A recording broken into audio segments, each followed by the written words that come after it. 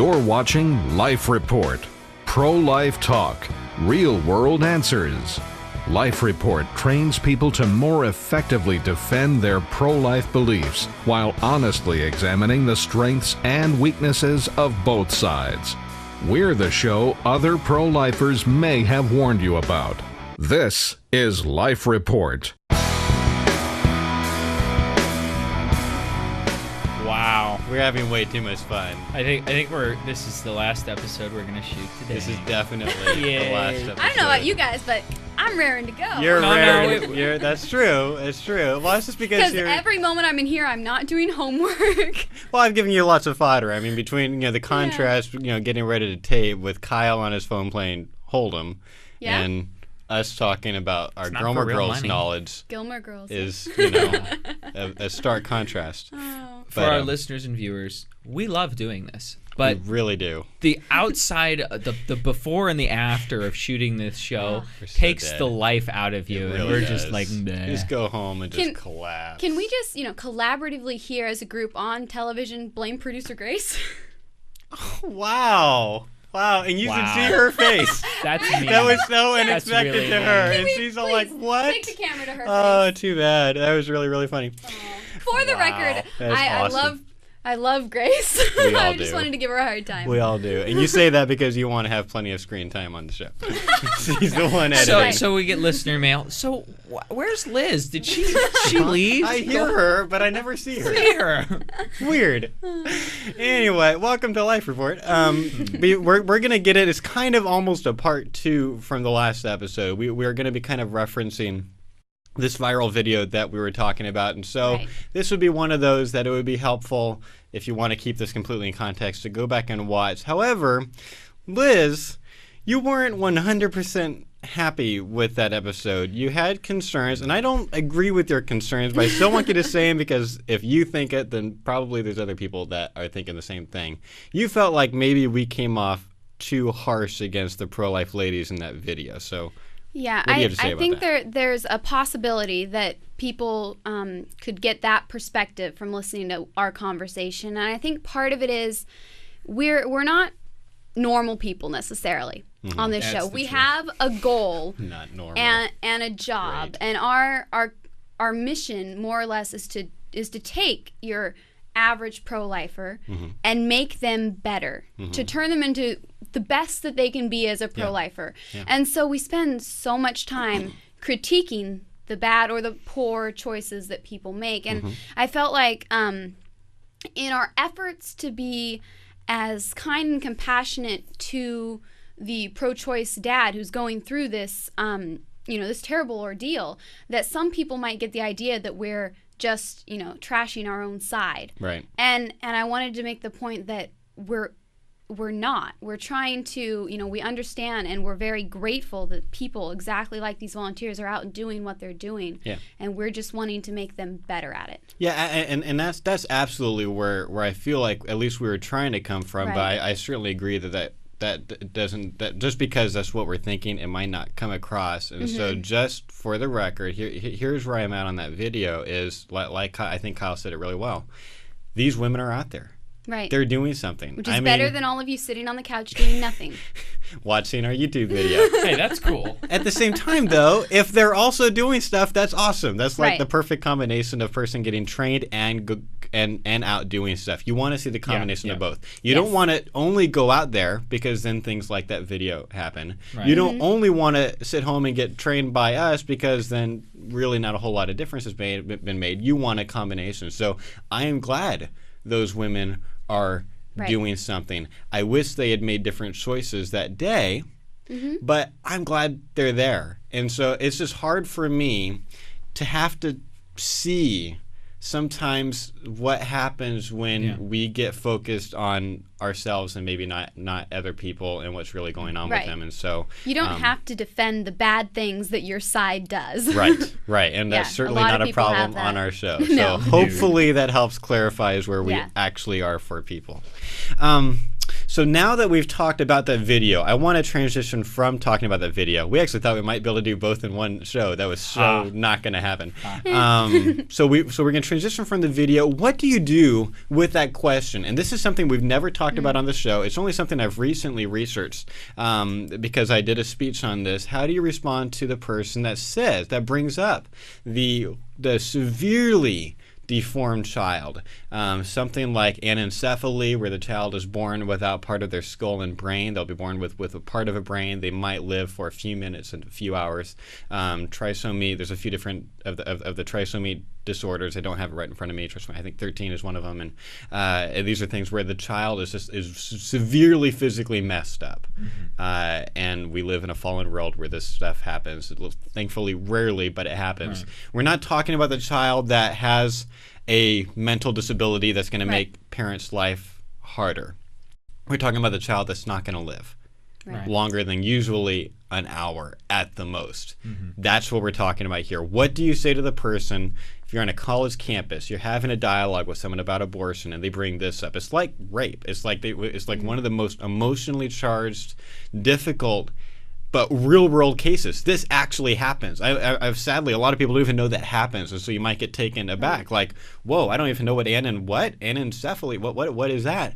This happens. I mean, you can go online. You can see the pictures are horrifying. What happens to these babies, and we get asked about this. And so what we want to do in this video, instead of talking about that viral video, what we want to do today is talk about how do you respond to someone, not necessarily that is the bulldozer, very angry, but just someone, a pro-choice person who legitimately wants to know, okay, I kind of understand that you're against birth control abortions. Most people are, but what about this? The hard cases, Really hard cases. And so we're going to talk. I want to give people helpful talking points and things to consider when responding. We can discuss, and then if we have time, we'll do some listener mail at the end of the episode. Yeah, Josh, I think you made an important point when you talk about, like rape, these things are emotionally charged, and there's something that the Justice for All trains into their trainees, their volunteers, and that we talk about on the show. That I think is the important,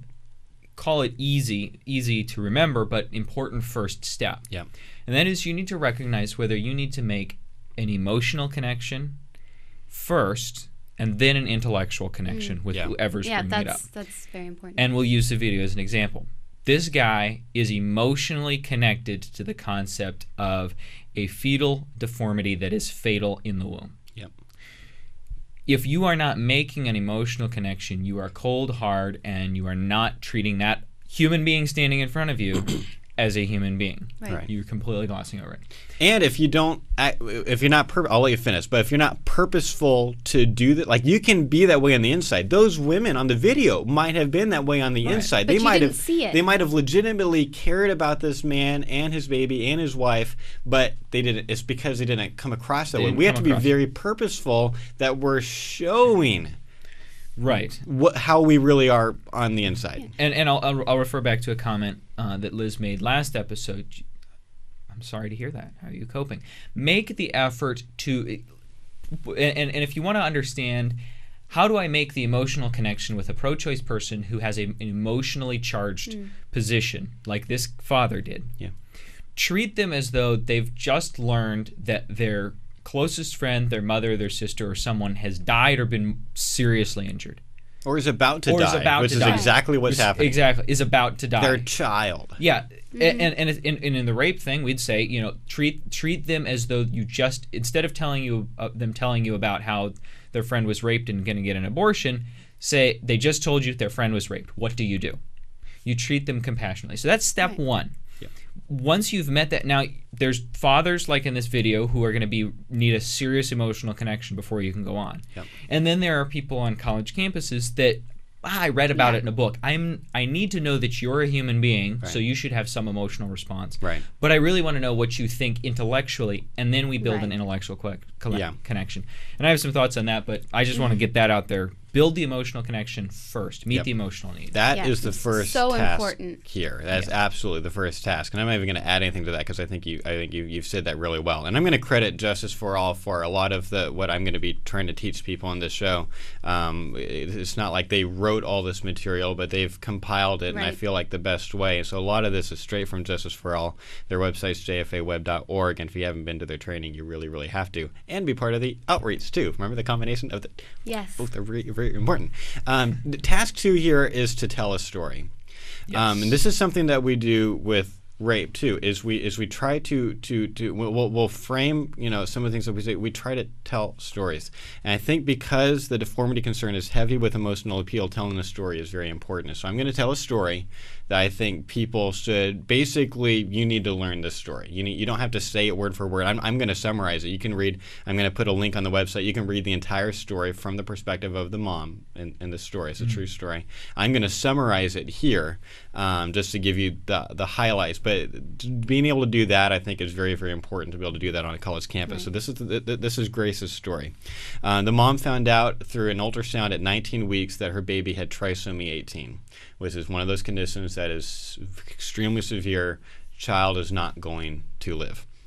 The parents refused to abort, even though the medical staff all but demanded they abort. And this is rather common from all the stories that I'm hearing about. Now, certainly, most parents choose to abort. 90% or so, where you have a couple different stats, but they all range around 90% of parents whose child has some kind of a physical disability, whether it's one of the really severe ones where they're going to die or one that's less severe, 90% abort. Okay, so you can understand why the staff would at least expect that they're probably going to abort. But the staff, even for those 10% that are wanting to choose life, a lot of times the staff are pressuring them to abort. And I think even if you're pro-choice, that's bad, right? Give them the facts. Harsh. Let them choose. Yeah. Then the medical staff recommended they see a priest, which they thought, oh, that's a really good idea. So they saw this priest. It wasn't their priest, but there was a priest, I think, at the hospital. And I'm gonna actually read just a few sentences from the mom describing the meeting with the priest. He sat us down and basically told us how hard it would be to continue a pregnancy like ours. He said, you're going to get bigger and bigger each day. It is going to be very hard to do this. He also said that these babies are very sick. There will be a lot of suffering. I couldn't believe my ears. I was expecting the priest to give us encouragement, support, and resources on how to do this. Instead, he told us we should pray for a miscarriage.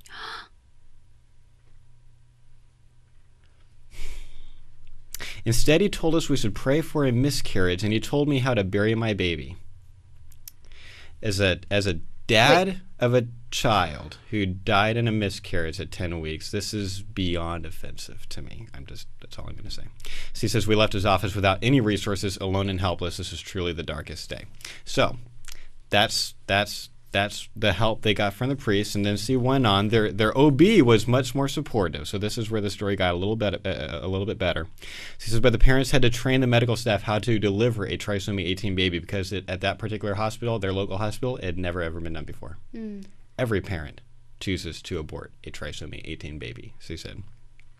So they ended up training the staff how to do this. They had to answer all these really, really difficult questions. What do you do? And basically, they chose ahead of time, what do you do in this scenario, this scenario, this scenario, this scenario. They signed a DNR, do not resuscitate. But they had to, literally, before the baby's born, have to decide, okay, if the baby's blue, what do we do? If the baby's pink, what do we do? If the baby's breathing, not breathing. All these, every single one of these is a horrific decision for a parent to have to make while she's pregnant.